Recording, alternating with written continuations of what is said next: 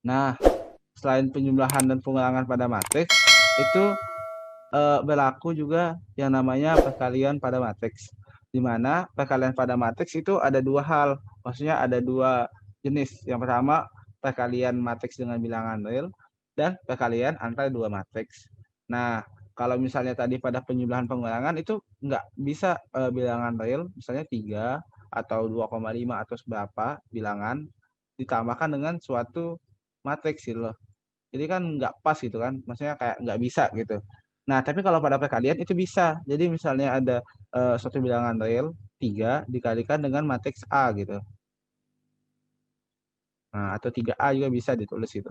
3 dikalikan dengan A, itu cara pengaliannya cukup sederhana, yaitu dengan mengalihkan juga setiap elemennya aja dengan bilangan real tersebut.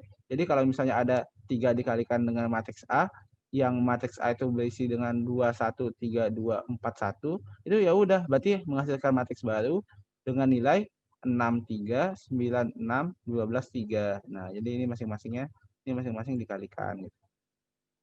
Nah, gitu ya. Nah, jadi cukup sederhana.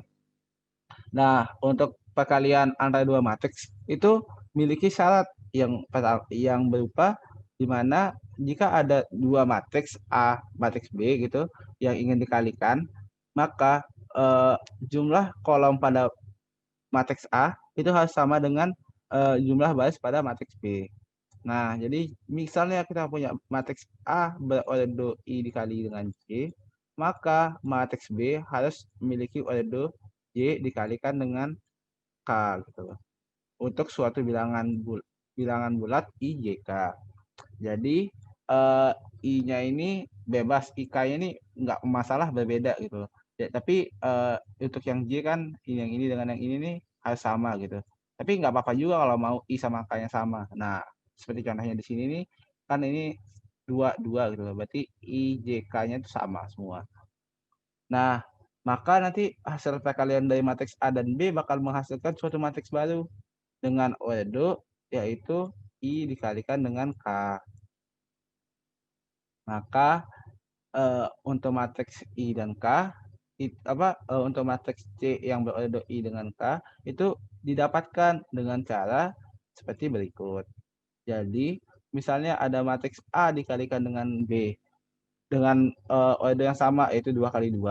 Maka matriks C kan yang berordo I dengan K itu pasti 2 kali 2 juga kan? Karena I sama K-nya 2.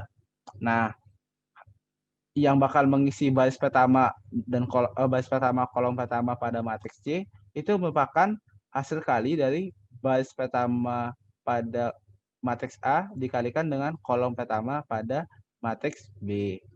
Nah, yang akan mengisi pada baris pertama kolom kedua matriks C itu akan diisi dengan hasil kali dari baris pertama dengan kolom kedua matriks B. Begitu seterusnya. Jadi untuk yang ngisi baris baris kedua kolom pertama pada matriks C itu hasil kali dari baris kedua pada matriks A dikalikan dengan kolom pertama B gitu loh. Nah, yang mengisi pada kolom kedua baris kedua pada C gitu kan itu hasil kali dari baris kedua matriks A dikalikan dengan kolom kedua matriks B.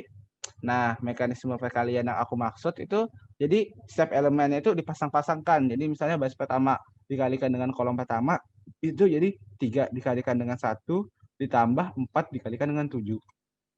Nah, baris pertama dikalikan kolom kedua pada matriks B itu 3 dikalikan dengan 2, 4 dikalikan dengan 8 dan seterusnya gitu.